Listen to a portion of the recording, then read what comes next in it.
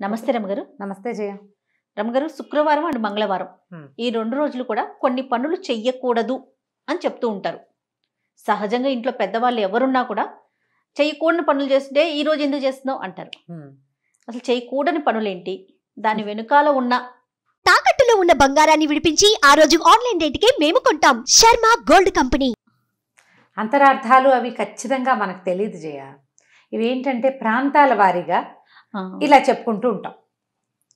కొన్ని చోట్ల మంగళవారాలు ఏ పని మొదలు పెట్టకూడదు అంటారు. మంగళవారం భౌమవారం అని, ఆయన ఏదో కోపిష్టివాడని వాళ్ళ మొదలెడితే పనులు ఏదో చెప్తారు. మంగళవారాన్ని జయవారం అనే లెక్క కూడా ఉంటుంది. మేము మంగళవారం జయవారం అనుకుంటాం. నాకు అసలు మంగళవారం సెంటిమెంట్ ఏం ఉండదు. మంగళవారం పనులు మొదలు పెట్టుకుంటారు. మా నాయన మనేవారు మంగళవారం అంటే జయవారం పనికి వస్తుందని. కొందరికి సిద్ధాంతం ఉండదు, కొందరికి సిద్ధాంతం ఉంటుంది. కొన్ని ఊళ్ళల్లో గురువారం కూడా చెయ్యరు. సాధారణంగా ప్రజలు చెయ్యకూడదు అనుకునే పనులు చెప్తాం. శుక్రవారం పెట్టుకుందాం. మొదట శుక్రవారం నాడు బూజులు దులుపకూడదు. పూజా మందిరాలు అవి శుభ్రం చేసి మన ఇంట్లో ఉన్న చెత్తని దీన్ని బయట పంపించేసేయకూడదు. పాత సామాన్లు పాత బట్టలు ఎవరికి ఇవ్వకూడదు. తర్వాత చేతికి గాజులు అవి ఉంటే తీయకూడదు. శుక్రవారం నాడు పసుపు కుంకుమ డబ్బాలు ఖాళీ చేయటం కానీ కింద పడిపోవటం కానీ అవ్వకూడదు. తర్వాత పువ్వులు అవి కూడా పారేయకూడదు. ఇప్పుడు మన గుమ్మాలకి పువ్వులు కట్టాం, గురువారం ఏదో పండగ, శుక్రవారం నాడు తీయకూడదు. అమ్మవారిని ఏదైనా బుధ గురువారాల్లో వినాయకుడిని కానీ అమ్మవారిని కానీ ఏదైనా పూజ చేసుకున్నాము, శుక్రవారం నాడు ఆ పీఠాన్ని కదపకూడదు. తర్వాత ఏమో ఆడపిల్లలు మన ఇంట్లో ఉన్న పిల్లల్ని పుట్టింటి నుంచి అత్తారింటికి పంపకూడదు. శుక్రవారం నాడు పంపకూడదు. ఇది సాధారణంగా చెప్పే విషయం ఏంటంటే లక్ష్మీదేవి శుక్రవారాన్ని ఆశ్రయించుకుని ఉంటుంది. శుక్రవారం లక్ష్మీప్రదమైన రోజు. అందుకని ఆ రోజు తలంటి కూడా పోసుకోకూడదు అంటారు. శుక్రవారం తలస్నానం చేయరు చాలామంది. మనకు మామూలుగా తలస్నానం అంటే బుధ శనివారాలే నియమం. శుక్రవారం నాడు పొద్దున్నే నెత్తికి నూనె రాసుకుని ఆ నూనె వదిలించుకోవటము చేస్తే లక్ష్మీదేవి వదిలి వెళ్ళిపోతుందని భావిస్తారు. లక్ష్మీదేవికి శిరోభారం వస్తుందట. మొన్న ఎవరో చెప్పారు గురువారం నాడు కూడా వాళ్ళ ప్రాంతంలో గురువారం తలస్నానం చేస్తే లక్ష్మీదేవికి తలనొప్పి వస్తుంది. ఇప్పుడు లక్ష్మి అంటే ఒక మాతృస్వరూపం, ఒక అమ్మవారు, ఒక దైవ స్వరూపం. ఆమెకి తలనొప్పి ఎందుకు వస్తుంది నేను తలంటి పోసుకుంటే అని అనిపిస్తుంటుంది కదా. ఈ లక్ష్మి అంటే అమ్మవారు స్వరూపంగా భావించకూడదు. లక్ష్మి అంటే అభివృద్ధి, వృద్ధి. దీన్ని పెంచాలే కానీ కడిగేసి తుడిచేసి దులిపేసి చేయకూడదు. బియ్యపు సంచులు ఖాళీ చేసేయటము లాంటివి ఈ సమయంలో ఈ రోజున చేయకూడదు. ఇవాళ చేస్తే ఈ సమస్య వస్తుంది అని. ఆడపిల్లల్ని పంపించరు, అత్తారేళ్ళకి పంపించరు, పుట్టేళ్ళకి పంపించరు. ఒకవేళ ఆ రోజు వెళ్ళాల్సి వస్తే ముందు రోజు పంపించేస్తారు, లేదా మర్నాడు పొద్దున పెట్టుకుంటారు. కానీ శుక్రవారం నాడు వెళ్ళొద్దు అంటారు. అలా వెళ్ళిపోతే వాళ్ళ వెనకాల ఈ ఇంటి తాలూకు అభివృద్ధి నడిచి వెళ్ళిపోతుందని నమ్మకం. ఇది ఇవాళటిది నిన్నటిది కాదు, కొన్ని వందల సంవత్సరాలుగా మన ప్రాంతాల్లో నమ్ముతున్నవి. ఇలా అయ్యిందా అవలేదంటే ఎవరికి వాళ్ళ ప్రూఫ్ తీసుకోవాలి, అంతే కదా. ఇప్పుడు పోరి మనమే నేనే నమ్మను, నేనేదో బూజులు దులిపాను శుక్రవారం నాడు, మా ఇంట్లో అందరు అన్నారు, ఎవరో ఒకళ్ళిద్దరు అన్నారు, ఆ గడిది గుడ్డు నేనే నమ్మనని చెప్పాను. ఆ సాయంకాలం ఏ చెవి దుద్దో ఎక్కడో పడిపోయింది. నువ్వేం చేస్తావు? ఖచ్చితంగా నమ్ముతావు, నేను దులిపాను కాబట్టి ఇలా జరిగిందని భావించేస్తావు. లేదా ఇంకొంతమంది ఏంటంటే నువ్వు అన్నీ ఇలాగేంటో నీ వల్లే పోయిందంటారు. నా వల్ల పోలా, నువ్వు చేయటం వల్ల పోయిందంటాం. మళ్ళీ చేసేటప్పుడు ఆ కించగా ఉంటుంది లోపల మనకి. అమ్మో 2 నెలల క్రితం శుక్రవారం నాడు ఇల్లు దులిపితే చెవికమ్మ పోయింది, ఎంత కాదన్నా ఈ రోజుల్లో 10,000 రూపాయల వస్తువు, అంతేగా 10,000 ఏందే వస్తుందా చెవికమ్మ? రాదు. డబ్బు నష్టం కదా. దాన్ని మనం పూడ్చుకోవడానికి ఏం చేస్తాం? జాగ్రత్త, నెక్స్ట్ టైం చేయకుండా ఉంటాం, అంతే. అది మనకి అలవాటుగాను కొంతకాలానికి ఆచారంగాను పరిణమించేస్తుంది, అంతే కదా. ఇదే రకంగా మన ముందు కాలాల్లో జరిగి ఉండవచ్చు. అయితే దీనికి సైంటిఫిక్ రీజన్ లేదా ఏమనాలి, జ్యోతిష్యపరమైంది అలాంటిది ఏదైనా ఒకటి కావాలి అంటే మామూలుగా మనకి వారాలు ఉన్నాయి. ఆదివారం నుంచి శనివారం దాకా, ఆది సోమ మంగళ బుధ గురు శుక్రవారాలు, శుక్ర శని. వీటిలలో ఏంటంటే ఒక్కొక్క రోజుకి ఒక్కొక్క అధిపతి ఉంటాడు గ్రహాల రీత్యా. ఈ శుక్రవారము శుక్రుడు. దీనికి ఈ శుక్రగ్రహానికి మనం ఏం చేయాలి? ఏదైనా పూజించాలి,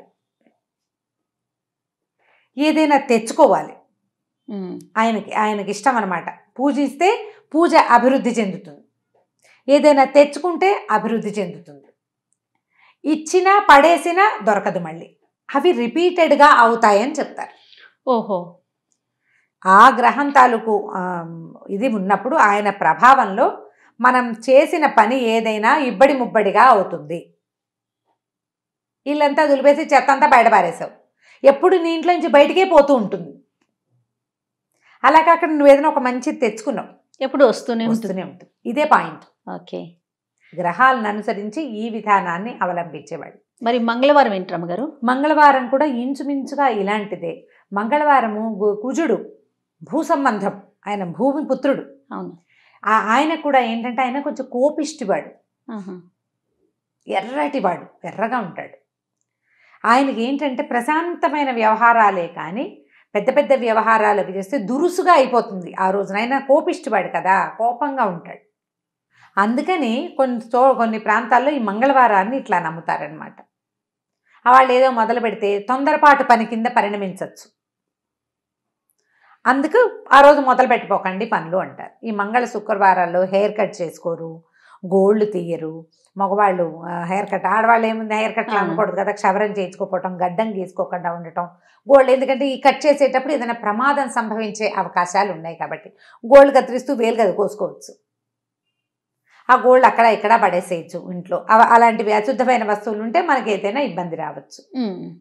ఈ ఆలోచనలతోటే మనకి తొలి కాలం నుంచి వద్దనేవాళ్ళు. జ్ఞాపకంగా ఇప్పుడు వారం అంతా ఏవో చేస్తూనే ఉంటామా, ఓ 2 రోజులు చెయ్యొద్దు అంటే మనకే మంచిది కదా, అంతే, మనకి మంచిగా, అంతే. ఎందుకు మానేయాలి అని పోట్లాడద్దు, హాయిగా ఈ ఒక రోజైనా పని తప్పుతుందని సంతోషించండి. ఏమవుతుందని ప్రశ్నలు వద్దు, అంతే కదా రమ్మగారు, పెద్దవాళ్ళు పెట్టారు. కుశంకలు పడకూడదు. మనం ఈ రోజున ఇప్పుడు నీకు అత్యవసరం, నువ్వు ఇవాళ చేసి తీరాలి, లేకపోతే కుదరదు. నీకు రేపు శుక్రవారం, ఇవాళ చేసి ఆ పని, అది రేపు చేయకూడదు, ఈ రోజే చేసి, మిగతా రోజులకు అవకాశం ఉంది కదా, ఉంది కదా. మనం కొన్ని చెయ్యొద్దు అన్నప్పుడు దాని వెంబడి పడకుండా ఉంటే మనకు మంచిది. అంతే, కాదని చేస్తావు, ఏదైనా తేడా వస్తే ఆ ఫలితం ఎవరు అనుభవిస్తారు? మనమే. చెప్పిన వాడు కాదు, చేసిన వాడు అనుభవిస్తాడు. అవును, చేయకుండా ఉంటే సరిపోతుంది. మనం వీటిని ఎందుకు ప్రోత్సహించాలి, ఇలాంటివి ఒక భావం వస్తుంది. ఇప్పుడు మన అమ్మ మాట మనం వినాలా వద్దా? ఖచ్చితంగా వినాలి కదా రమ్మగారు. కదా, ఇప్పుడు మన అమ్మ మాట మనం వింటే మన మాట మన పిల్లలు వింటారు, తర్వాత వాళ్ళ పిల్లల మాట వాళ్ళు వింటారు, అంతేనా? ఇది కావాలి మనకి. ఒక వద్దు అని చెప్పినప్పుడు, ఒక నిరోధం విధించినప్పుడు దాన్ని పాటించండి. ప్రశ్నలు వద్దు, ప్రయత్నించండి, ప్రయత్నం చేయండి. మనకి దానివల్ల ఏమిటంటే జీవితాలకు ఒక నియమం ఏర్పడుతుంది కదా. ప్రధానమైంది ఈ రోజుల్లో ఇవి చేయకూడదు. ఇప్పుడు ఇంకా ఏం చేయకూడదు, మనం చీపుళ్ళు అలాంటివి కొనుక్కోకూడదు, మన ఇంట్లో పాత చీపురైనా బయట పారేయకూడదు, ఇలాంటివి చెప్తారు. తర్వాత ఎవరికి డబ్బులు ఇవ్వకూడదు, అప్పు ఇవ్వకూడదు. డబ్బులు ఇవ్వకూడదు అంటే కొనుక్కు రాకూడదు అంటే కొనుక్కోవచ్చు, కొనుక్కుని మనం వస్తువు తెచ్చుకోవచ్చు. తర్వాత శుక్రవారం మన ఇంట్లో పనిచేసిన వాళ్ళకి వాళ్ళు శుక్రవారంగా నేను ఇవ్వను అని అనకూడదు, అది తప్పు. మనం పని తీసుకున్నప్పుడు డబ్బు ఇవ్వచ్చు, ఒట్టిగా డబ్బులు ఇవ్వబోకండి. శుక్రవారం నాడు దానం చేయబోకండి. శుక్రవారం నాడు దానం చేయవలసిన విషయాలు కొన్ని ఉంటాయి. పువ్వులు, పళ్ళు దానం ఇవ్వచ్చు. పువ్వులు ఎవరికైనా శుక్రవారం నాడు పువ్వులు ఇస్తే మంచిది. ఓకే, మన ఇంటికి ఒక ముత్తైదు వస్తే ఆమెకు బొట్టు పెట్టి, వాళ్ళు శుక్రవారంగా తాంబూలం ఇవ్వకూడదేమో అని అనుకోవద్దు. బొట్టు పెట్టి తాంబూలం వస్తే లక్ష్మీదేవికి బొట్టు పెట్టి తాంబూలం ఇచ్చినట్టు. ఆ రోజున మన ఇంటికి వచ్చిన అతిథి అభ్యాగతులు లక్ష్మీ అంశగా భావించాలి. వాళ్ళకి చెయ్యొచ్చు, వాళ్ళకేం తప్పలేదు. ఉచితార్థం ఇవ్వద్దు. అనవసరమైన ఖర్చులు మానేయటానికి మంగళ శుక్రవారాలు 2 రోజులు కట్ చేసినట్టున్నారు, అంతే.